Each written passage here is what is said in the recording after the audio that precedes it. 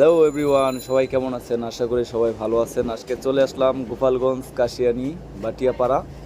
তো আপনাদেরকে দেখাবো গ্রামের দৃশ্যগুলো।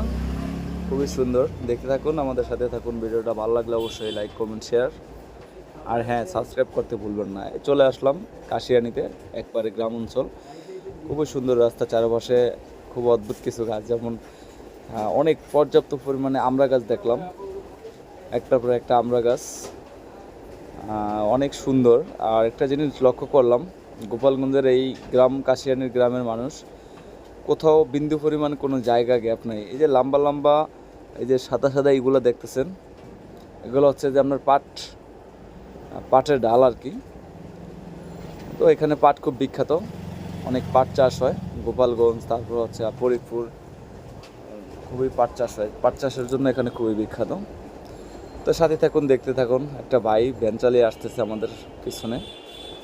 খুবই সুন্দর গ্রামের, আমরাও ভ্যানের উপরে আছি, আমি একদম পিছনে বসছি।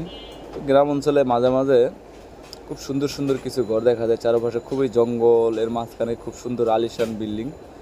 আর একটা মজার বিষয় হচ্ছে এখানে অনেক বেশি বিল্ডিং।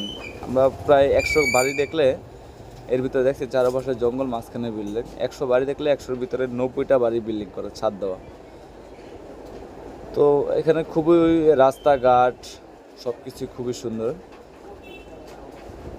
আর দেখতেই পাচ্ছেন খুবই ঘন জঙ্গল, অনেক গাছগাছরা। এখানে আরেকটু জিনিস যেটা বলতে চাচ্ছিলাম, যে কোনো জায়গা ফাঁকা থাকে না, সেটা বলতে একটু ফাঁকা জায়গা দেখলে সেখানে কলা গাছ, না হয় গ্যান্ডারি চাষ করে রাখছে, না হয় কোনো ফসলের কোনো কিছু একটা চাষ করে রাখছে, হয় পাট ক্ষেত, নচেত হচ্ছে আপনার কোনো না কোনো ফসল একটা কিছু চাষ করে রাখছি।